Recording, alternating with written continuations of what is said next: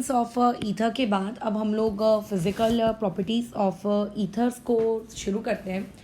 तो जैसे तुम लोगों को मैंने जब अल्काइल हैलाइड की फ़िज़िकल प्रॉपर्टीज़ पढ़ाई थी तो उसी वक्त बेसिक रूल्स बता दिए थे, जैसे कि बॉइलिंग पॉइंट डायरेक्टली प्रोपोर्शनल होता है मॉलिक्यूलर मास के। सरफेस एरिया जितना ज़्यादा होगा बॉइलिंग पॉइंट उतना ज़्यादा होगा। ब्रांचिंग से बॉइलिंग पॉइंट का इन्वर्स का रिलेशनशिप है, राइट। और सॉल्युबिलिटी का मतलब क्या है वगैरह।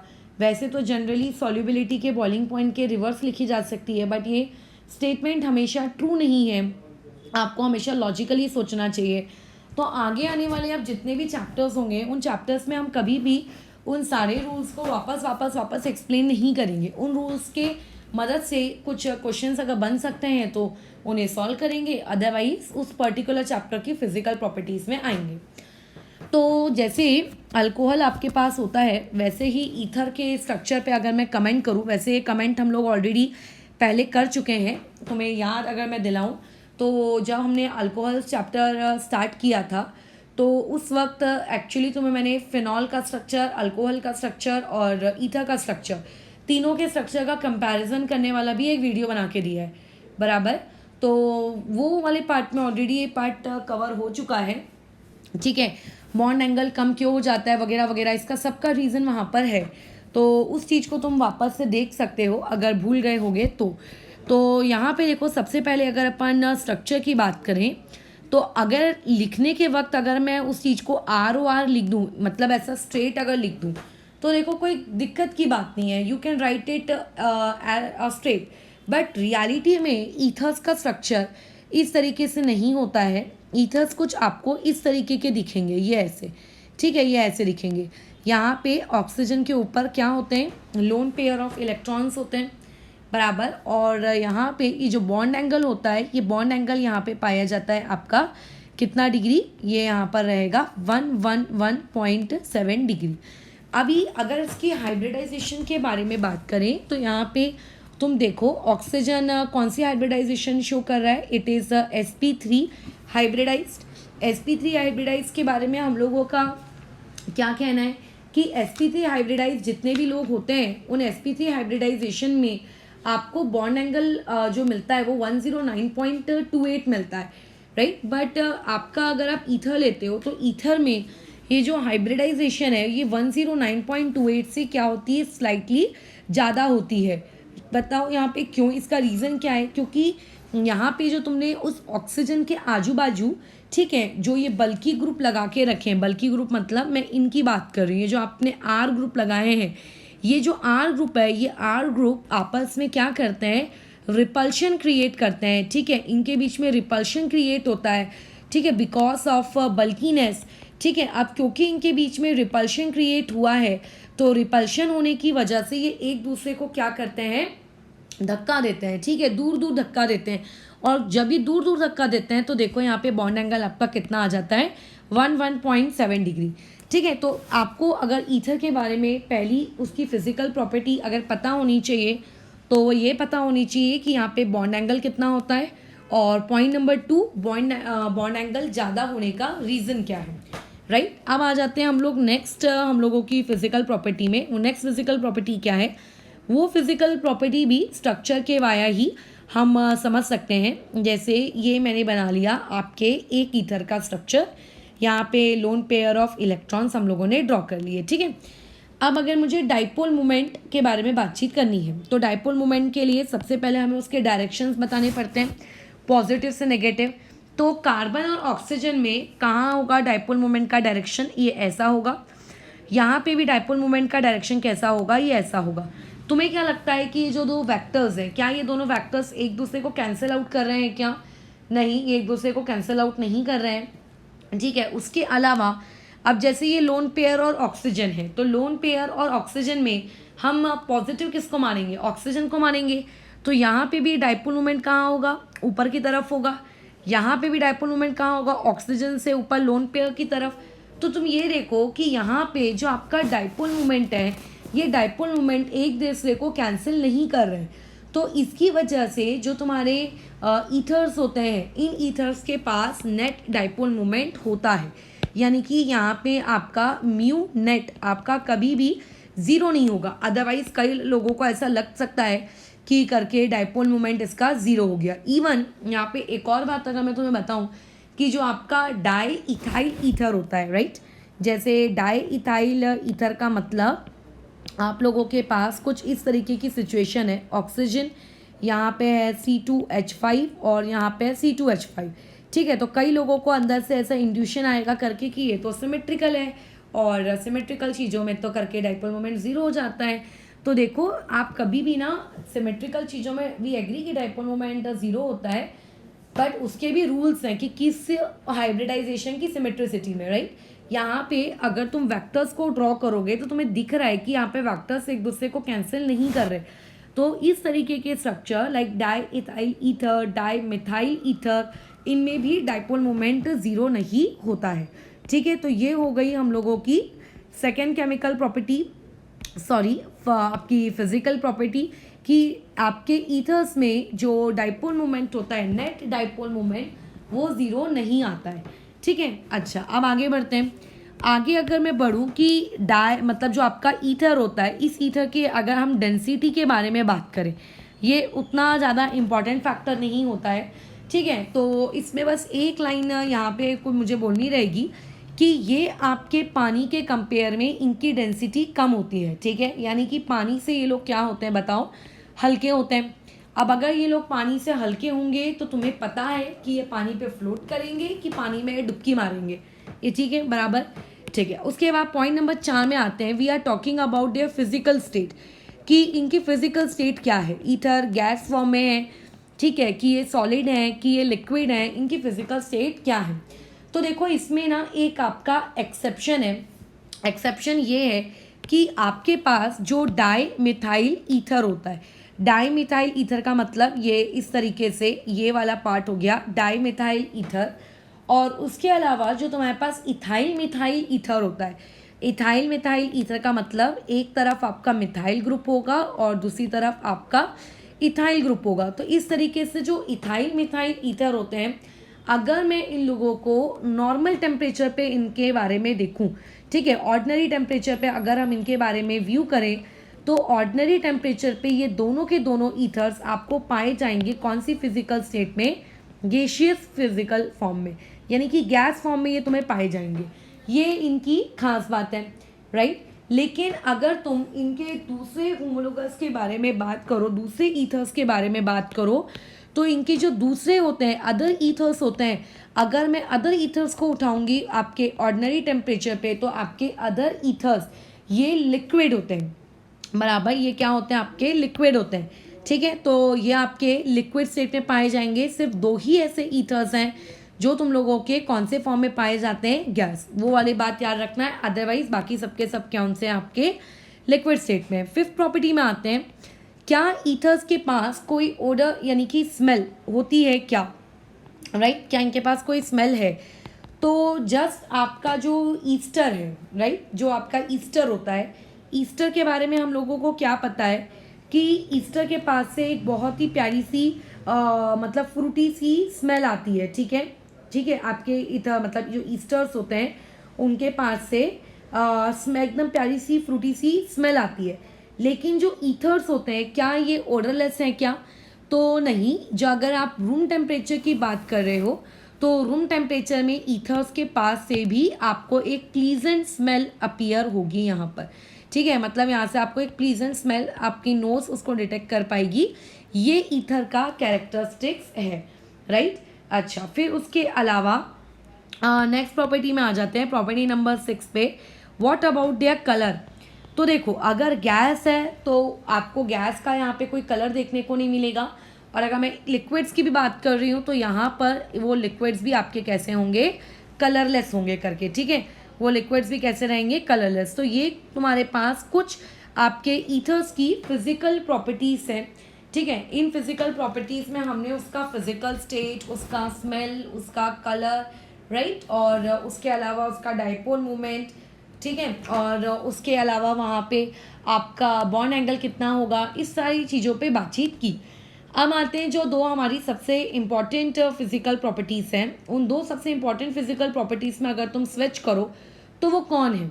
तो सबसे इम्पॉर्टेंट फिजिकल प्रॉपर्टी में अगर हम देखें तो एक होता है आपका बॉइलिंग पॉइंट और दूसरा होता है सॉल्युबिलिटी, बराबर है। तो बॉइलिंग पॉइंट और सॉल्युबिलिटी इन दोनों में एंट्री लेने से पहले हम लोग एक काम करते हैं, पहले उसके बारे में कुछ एक्चुअल में जानकारी इकट्ठा कर लेते हैं। जैसे कि आपका जो ईथर है, ईथर क्या हाइड्रोजन बॉन्डिंग बनाता है। किसी भी तुम फंक्शनल ग्रुप के बारे में अगर बात करते हो तो सबसे पहले तुम्हारे दिमाग में ये पॉइंट आना चाहिए, क्या वो पर्टिकुलर फंक्शनल ग्रुप आपका हाइड्रोजन बॉन्डिंग बना रहा है क्या। तो अगर मैं ईथर की बात करूँ, ठीक है, तो आपका जैसे ROR, तो हम लोगों को हाइड्रोजन बॉन्डिंग के लिए क्या चाहिए होता है बताओ। आपका एक ऑक्सीजन चाहिए होता है और एक फॉन वाला हाइड्रोजन चाहिए होता है। तो जो ईथर्स होते हैं, इन ईथर मॉलिक्यूल में आपका इलेक्ट्रोनेगेटिव एटम ऑक्सीजन तो अवेलेबल है, देखो यहाँ पे भी ऑक्सीजन है, देखो यहाँ पे भी ऑक्सीजन है, ठीक है, दो मॉलिक्यूल्स के बीच में। लेकिन यहाँ पे जो एक गड़बड़ी या फिर कह सकते हो दिक्कत है कि तुम यहाँ पे मुझे बता दो कि तुम्हें कहाँ यहाँ पर फॉन वाला हाइड्रोजन दिख रहा है, राइट। किसी को फॉन वाला हाइड्रोजन दिख रहा है क्या? नहीं। तो इसका मतलब अगर आपके पास दो ईथर्स के मॉलिक्यूल हैं तो वो दो ईथर्स के मॉलिक्यूल आपस में हाइड्रोजन बॉन्डिंग नहीं बना सकते, ठीक है। इस पॉइंट को अच्छे से दिमाग में रखना, मैं क्या बोल रही हूँ कि ईथर्स के जो मॉलिक्यूल्स होते हैं, राइट, ईथर्स के मॉलिक्यूल्स आपस में, ठीक है, ईथर के मॉलिक्यूल्स आपस में इनकी हाइड्रोजन बॉन्डिंग नहीं बनती है, ये लोग हाइड्रोजन बॉन्डिंग को फॉर्म नहीं करते हैं। ये ईथर्स का क्या है, कैरेक्टरिस्टिक है। तो क्या आपके ईथर्स हाइड्रोजन बॉन्डिंग फॉर्म ही नहीं करते क्या? नहीं, ऐसा नहीं है। वो मैंने क्या कहा, वो आपस में फॉर्म नहीं करते।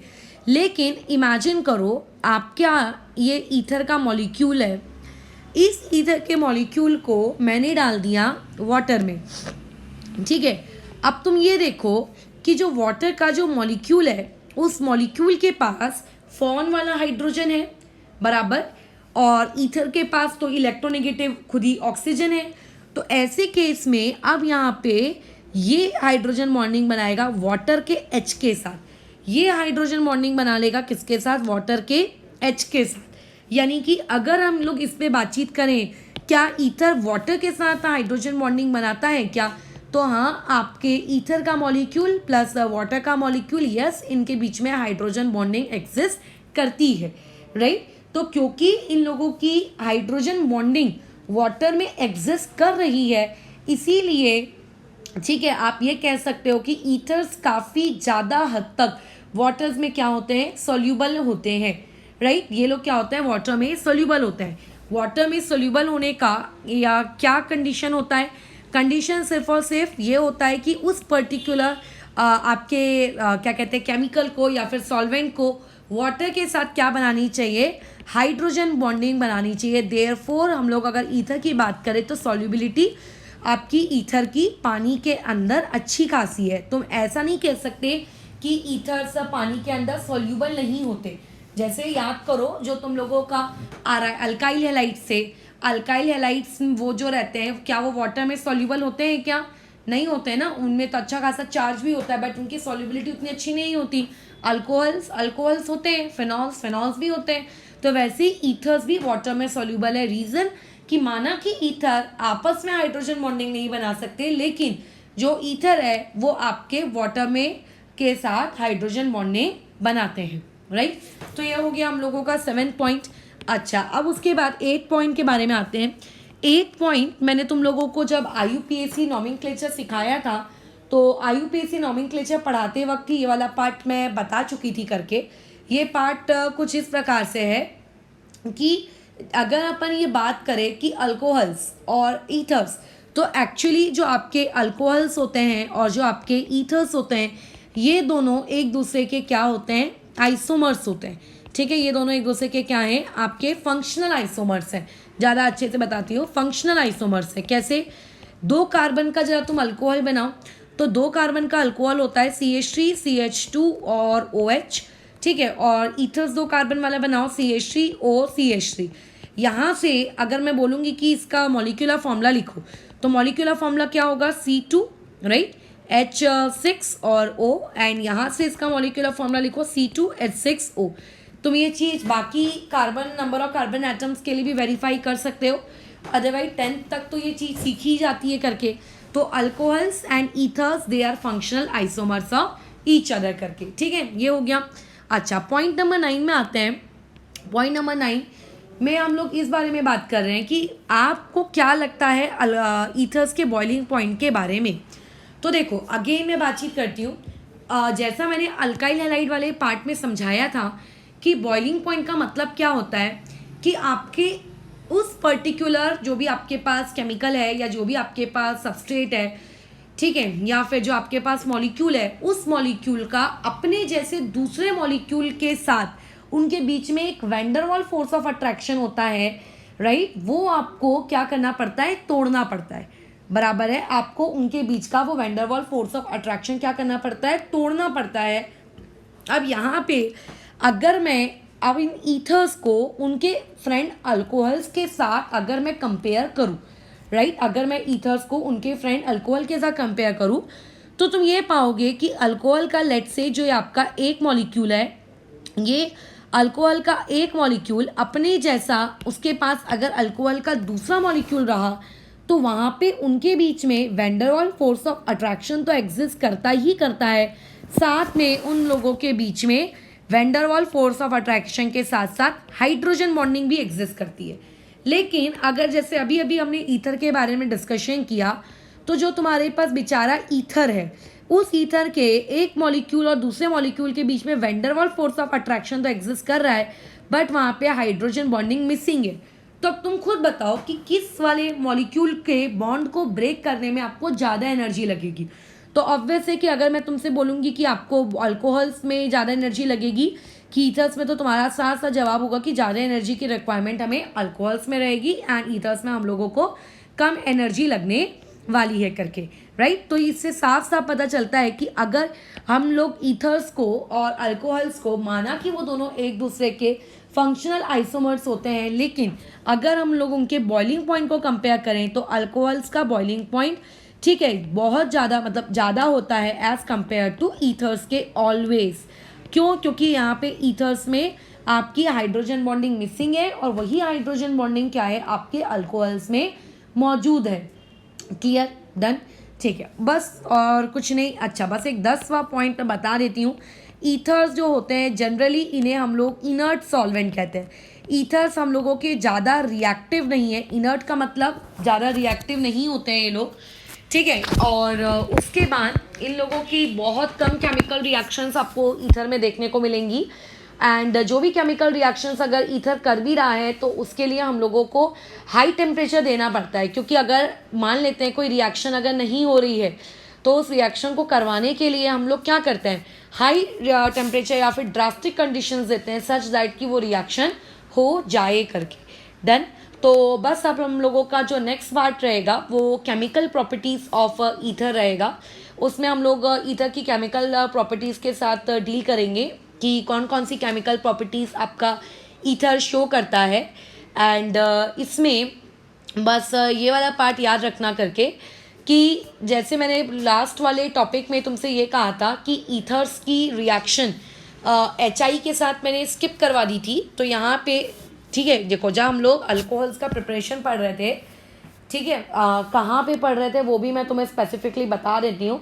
जब मैं ये कह रही थी कि हमने अल्कोहल्स के प्रिपरेशन को कैसे बांटा था कि अगर ऑक्सीजन हाइड्रोजन का बॉन्ड टूटा तो, अगर कार्बन ऑक्सीजन का बॉन्ड टूटा तो उस कार्बन ऑक्सीजन वाले बॉन्ड में जो मैं प्रिपरेशन ऑफ अल्कोहल जब सिखा रही थी तो मैंने तुमसे कहा था अल्कोहल को प्रिपेयर करने का एक और तरीका है और वो तरीका होता है ईथर्स के साथ। ईथर्स को आप कंसनट्रेटेड HI के साथ रिएक्ट कराओ, आपको अल्कोहल मिलेगा।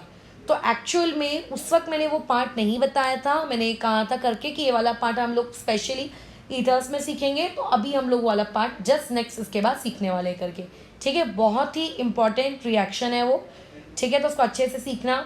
एंड दूसरी बात, एक इलस्ट्रेशन मैं ले लेती हूँ यहाँ फिजिकल प्रॉपर्टीज़ को लेकर। काफ़ी अच्छा इलस्ट्रेशन है ये। तुम लोगों को एक बात बस अपने दिमाग में हमेशा याद रखनी है कि आप जैसे बॉइलिंग पॉइंट तो अरेंज कर लेते हो, लेकिन कई बार ना सॉल्युबिलिटी का उसका उल्टा मत किया करो। मैंने कई सारे इलस्ट्रेशंस भी लिए हैं इसके ऊपर अल्कोहल्स वाले पार्ट में, ये बताते हुए कि हमेशा सॉल्युबिलिटी बॉइलिंग पॉइंट का अपोजिट नहीं होगी।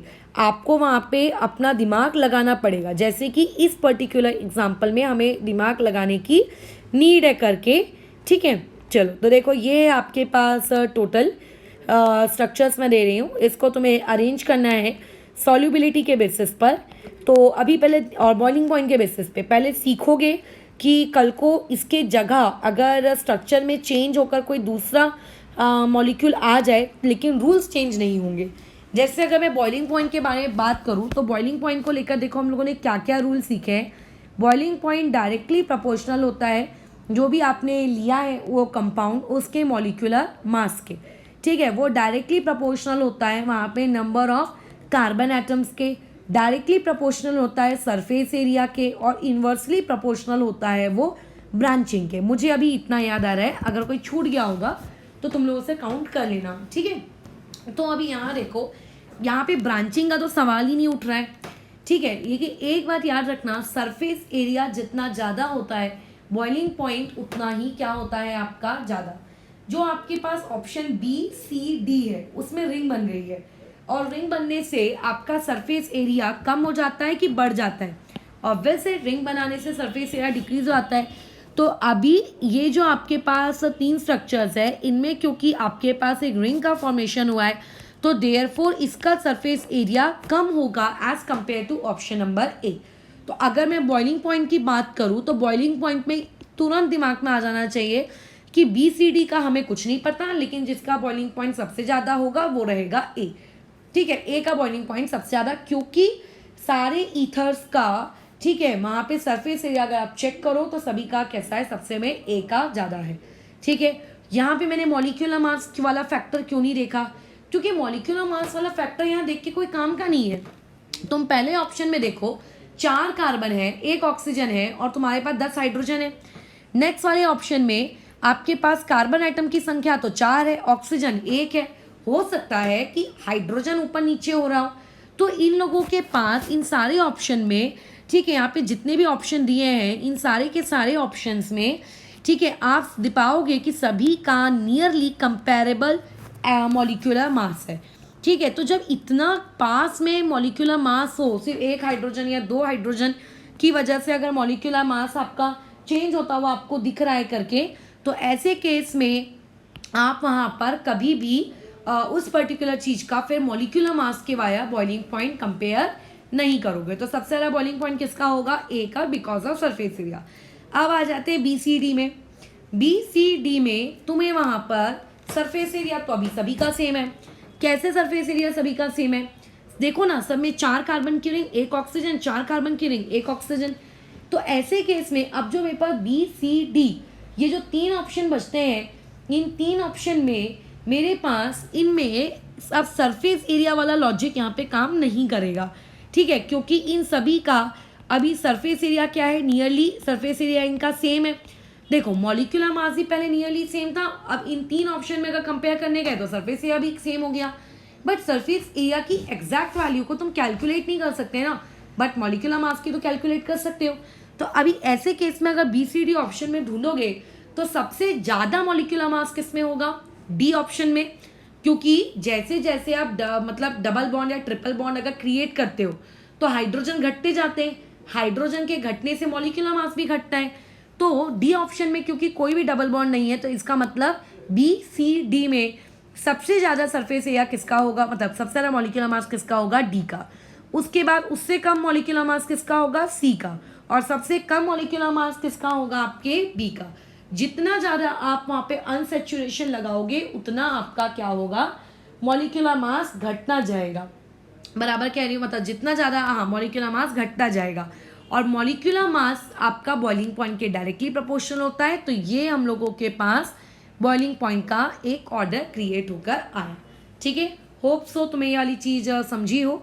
वैसे थोड़ा सा यहाँ पे जीके फैक्ट्स ले लो। इस चीज़ को हम लोग फ्यूरान कहते हैं, ये पता होना चाहिए करके।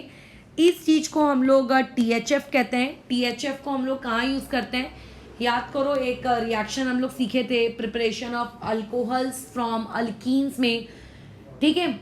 कौन सी थी वो, हाइड्रोबोरेशन ऑक्सीडेशन रिएक्शन है ना, वहाँ पे THF एज अ सॉल्वेंट वहाँ यूज़ किए थे। ये वाला जो पार्ट है इसको हम लोग DHF कहते हैं, ठीक है, तो फ्यूरान, DHF, THF, नाम बस पता होने चाहिए और कुछ नहीं। तो यहाँ पे T का मतलब होता है आपका टेट्रा, और H का मतलब होता है यहाँ पे हाइड्रो, और F का मतलब तो फ्यूरान ही होगा क्योंकि रिंग तो वही है। और ये जो ऊपर है यहाँ पे D का मतलब होता है ऑब्वियस है डाई, फिर H का मतलब वही रहेगा हाइड्रो, और F का मतलब वही रहेगा फ्यूरान करके। ठीक है, अच्छा, तो ये बॉइलिंग पॉइंट पे तो हमने अरेंज कर लिया। What about the solubility? Solubility में तुम ऐसा बिल्कुल नहीं करोगे करके कि सॉल्युबिलिटी में बॉइलिंग पॉइंट का ऑर्डर रिवर्स कर दिए और आंसर आ गया, ऐसा बिल्कुल मत करना। ठीक है, ऐसा बिल्कुल नहीं तो का मतलब बिल्कुल नहीं होता, उसमें कैसा है आपको अपना छोटा सा प्यारा सा दिमाग थोड़ा सा लगाना है करके। ठीक है, तो उसमें अब लॉजिकली सोचो, आपका जो सॉल्युबिलिटी होती है वो सॉल्युबिलिटी हम किस में चेक करते हैं? मैं इससे पहले भी बताई हूँ, क्वेश्चन में दिए ना ने सॉल्युबिलिटी हमेशा वाटर के रिस्पेक्ट में ही चेक की जाती है। इनमें से जो आपके वाटर के साथ बहुत अच्छी तरीके से हाइड्रोजन बॉन्डिंग बना पाएगा उसकी सॉल्युबिलिटी बहुत अच्छी होगी। तो क्या ईथर्स वाटर के साथ यानी कि वाटर मॉलिक्यूल्स के साथ क्या हाइड्रोजन बॉन्डिंग फॉर्म करते हैं? तो इसका जवाब है देखो यहाँ ऊपर, हाँ वो लोग वाटर के साथ तो करते हैं। और है कि सभी के सभी ही आपके ईथर्स, तो मतलब A option, B option, C option, D option, सारे के सारे ऑप्शन आपके क्या कर रहे हैं? आपके हाइड्रोजन बॉन्डिंग फॉर्म कर रहे हैं किसके साथ? तुम लोगों के वाटर मॉलिक्यूल के साथ। ठीक है, बराबर है ये चीज़। अच्छा, तो हाइड्रोजन बॉन्डिंग वाला लॉजिक तो चलो ठीक है। क्या कोई दूसरा फैक्टर भी है जिसके बेसिस पर मैं ये डिसाइड कर सकूं करके कि सॉल्युबिलिटी क्या होगी? तो हाँ, वो फैक्टर है। वो फैक्टर ये है कि जैसे आपका बॉइलिंग पॉइंट डायरेक्टली प्रोपोर्शनल होता है सरफेस एरिया के, ठीक है, ठीक है, जितना डायरेक्टली प्रोपोर्शनल होता है यहाँ पे ये रिलेशनशिप इनवर्स चलता है। ठीक है, यहाँ पे रिलेशनशिप इनवर्स चलता है, यानी कि जितना आपका सरफेस एरिया कम होगा सॉल्युबिलिटी उतनी ही क्या होगी? ज़्यादा होगी। लेकिन इस चीज़ का जो आंसर है, सॉल्युबिलिटी वाले फैक्टर का जो आंसर है, देखो उसको हम लोग किस तरीके से एक्सप्लेनेशन में देंगे। तुम्हें वो पिरिडीन वाला एग्जाम्पल याद है? मैंने तुमसे कहा था कि पिरिडीन ही था शायद, जहाँ अपन GOC पढ़ रहे थे, एसिडिटी एंड बेसिसिटी, उसमें कहा था करके कि ये वाली चीज़ आपकी बेस नहीं होती है करके, है ना। आई थिंक पायरॉल और पिरिडीन को हम कंपेयर किए थे, तो वहाँ पे तुम्हें बताया था कि यहाँ पे जो नाइट्रोजन के ऊपर का लोन पेयर है ये रेजोनेंस में इन्वॉल्व है, और क्योंकि ये वाला पार्ट आपके रेजोनेंस में इन्वॉल्व है तो इसका मतलब ये इलेक्ट्रॉन का पेयर आपके डोनेशन के लिए अवेलेबल नहीं होगा, राइट? ये आपका डोनेशन के लिए अवेलेबल नहीं होगा। तो एक बात तुम याद रखना, जो हाइड्रोजन बॉन्डिंग बनती है वो बनती किस वजह से? जो इलेक्ट्रॉन की डेंसिटी होती है, इलेक्ट्रॉन की वजह से, और जितनी ज्यादा आपके पास इलेक्ट्रॉन की डेंसिटी किस पर? आपके इलेक्ट्रोनेगेटिव एटम पे, इस केस में ऑक्सीजन है हमारा वो एटम, उतनी ज्यादा आपकी स्ट्रॉन्ग क्या होगी? हाइड्रोजन बॉन्डिंग होगी। और जितनी ज्यादा स्ट्रॉन्ग आपकी हाइड्रोजन बॉन्डिंग होगी सॉल्युबिलिटी उतनी ही ज्यादा होगी, क्योंकि हाइड्रोजन बॉन्डिंग तो चारों बना रहे हैं। ठीक है, तो फिर हम इस बेसिस पे कंपेयर करेंगे कि किसकी हाइड्रोजन बॉन्डिंग स्ट्रॉन्ग है और किसकी हाइड्रोजन बॉन्डिंग स्ट्रॉन्ग है। ये कैसे पता लगाते हैं? किस पे इलेक्ट्रॉन की डेंसिटी सबसे ज्यादा है। अब ये कैसे पता लगाएंगे कि सबसे ज्यादा इलेक्ट्रॉन की डेंसिटी ज्यादा है? तो देखो, जो ऑप्शन नंबर ए है, सॉरी जो ऑप्शन नंबर डी है, उसके इलेक्ट्रॉन्स ऑक्सीजन के ऊपर जैसे हैं तो वैसे हैं, बात खत्म। ठीक है, डी ऑप्शन में। लेकिन जो आपके पास ऑप्शन नंबर बी है, उसमें जो ऑप्शन नंबर सी है, तुम अगर पाओगे तो बी और सी में कॉन्जुगेशन हो रही है। देखो, ये आपका double single lone pair single double, right? Conjugation हो रही है। सी ऑप्शन में भी कॉन्जुगेशन हो रही है। तो जब आपकी रेजोनेंस हो रही होती है तो रेजोनेंस इलेक्ट्रॉन की डेंसिटी को डिक्रीज करती है, राइट? ये जो आपके पास ऑप्शन नंबर बी है, ठीक है, और जो ऑप्शन नंबर सी है, तो option number B and option number C में वहाँ पे तुम ये पाओगे कि रेजोनेंस हो रहा है, कॉन्जुगेशन हो रहा है। तो जो रेजोनेंस या फिर कॉन्जुगेशन होता है, वो रेजोनेंस या फिर कॉन्जुगेशन इलेक्ट्रॉन की डेंसिटी को कम करता है। तो और यहाँ देखो कि जो ऑप्शन नंबर डी है, ऑप्शन नंबर डी में तो किसी भी प्रकार का कोई रेजोनेंस नहीं हो रहा, ठीक है, और ऑप्शन नंबर ए में, इसमें भी किसी भी प्रकार का कोई रेजोनेंस नहीं हो रहा। तो इतना तो हमारा दिमाग चल गया कि डी और ए इनकी सॉल्युबिलिटी ज़्यादा होगी as compare to B and C, बराबर। क्योंकि बी सी में रेजोनेंस होने की वजह से तो आपका इलेक्ट्रॉन की डेंसिटी डिक्रीज हो गया है, और ए और डी में क्योंकि रेजोनेंस नहीं हो रहा है इसीलिए इलेक्ट्रॉन की डेंसिटी वहाँ पर कैसी है आप लोगों की ज़्यादा है। अब बात आती है कि बी और सी में किसकी ज़्यादा है। तो तुम देखो, अगर आप रेजोनेंस कर रहे हो तो रेजोनेंस करने से आपकी इलेक्ट्रॉन की डेंसिटी घटती है, ठीक है। तो जितनी ज़्यादा तुम रेजोनेंस करोगे उतनी ज़्यादा आपकी इलेक्ट्रॉन डेंसिटी घटेगी। यानी कि रेजोनेंस का इलेक्ट्रॉन डेंसिटी के साथ कैसा रिलेशनशिप चलता है, इन्वर्स का रिलेशनशिप चलता है, बराबर कह रही हूँ। तो देखो option number B and option number C में कहाँ ज़्यादा रेजोनेंस हो रही है, तो ज़्यादा रेजोनेंस तो बी में हो रही है और सी में तो बस लिमिटेड ही है, और बी में तो थ्रू आउट द रिंग हो रहा है वो तो बी और सी में रेजोनेंस होती है बी में ज़्यादा। तो क्योंकि रेजोनेंस बी में ज़्यादा हो रही है तो इसीलिए बी की सॉल्युबिलिटी सबसे कम होगी और सी की उससे ज़्यादा होगी। हमारी समस्या सॉल्व। तो आखिरी के दो तो हमें पता चल गए। अब कंपैरिजन करना है डी और ए में। डी और ए में, डी में भी रेजोनेंस नहीं हो रहा है, ए में भी रेजोनेंस नहीं हो रहा है, दोनों में ही इलेक्ट्रॉन डेंसिटी ज़्यादा है। फिर अब क्या करें, तो ऐसे केस में तुम ये देखो कि जो आपके पास ऑप्शन नंबर ए है उसका सरफेस एरिया ज़्यादा है, और जो ऑप्शन नंबर डी है क्योंकि वो रिंग है तो उसका सरफेस एरिया कम है, राइट। तो ऐसे केस में सरफेस एरिया का आपकी सॉल्युबिलिटी के साथ कैसा रिलेशनशिप चलता है, अभी मैंने स्टार्टिंग में ही बताया था, इन्वर्स। तो क्योंकि सरफेस एरिया ज़्यादा होने की वजह से सॉल्युबिलिटी घटेगी तो इसीलिए ए का कम होगा और डी का सबसे ज़्यादा होगा। तो ये आपका करेक्ट ऑप्शन है। तो कई बार कैसा होता है आंसर्स ना डायरेक्ट नहीं आते, ठीक है। अगर आप सोचोगे कि बहुत सिंपल है, मान लें तो आपको बहुत सारे logics at the same time apply करने पड़ते हैं और फिर वहाँ से आंसर निकालना पड़ता है, ठीक है। तो ये एक अच्छा इलस्ट्रेशन था आपका, क्योंकि फ्यूरैन आपका DHF THF, ठीक है, डायरेक्ट पूछा जा सकता है, बहुत ही फेमस ईथर है, डायरेक्टली पूछा जा सकता है करके कि इनकी सॉल्युबिलिटी कंपेयर करो। बॉइलिंग पॉइंट तो वैसे बहुत ईजी पार्ट है, लेकिन कई लोग इसमें भी गड़बड़ कर जाएंगे जिनको सरफेस एरिया वाले लॉजिक में थोड़ी गड़बड़ी होगी। तो ये वाला एक कुल मिला के एक अच्छा सवाल है, इसे अपनी नोट्स कॉपी में अच्छे से इंक्लूड कर लेना। ओके, तो यहाँ पे हम लोग फिजिकल प्रॉपर्टीज़ ओवर करते हैं एंड नेक्स्ट वाले में हम लोग ईथर्स की केमिकल रिएक्शन को शुरू करेंगे।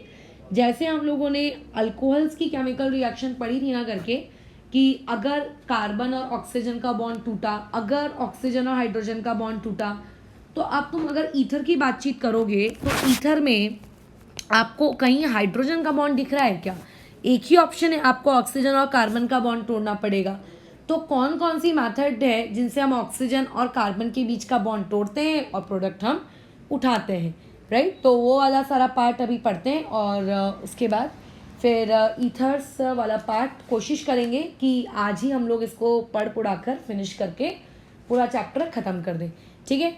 और आने वाले मंडे में तुम लोगों का टेस्ट रहेगा, तो उस वाली चीज़ के लिए रेडी रहना करके, ठीक है। और लेट्स अगर आज ये चैप्टर नहीं हो पाया तो कल तक तो ये पार्ट एकदम डेफिनेटली ख़त्म ही हो जाएगा, मान लो कल ही होगा। और उसके बाद फिर परसों से हम लोग हमारा न्यू चैप्टर स्टार्ट करेंगे अल्डिहाइड्स करके, ओके, अल्डिहाइड्स एंड कीटोन्स।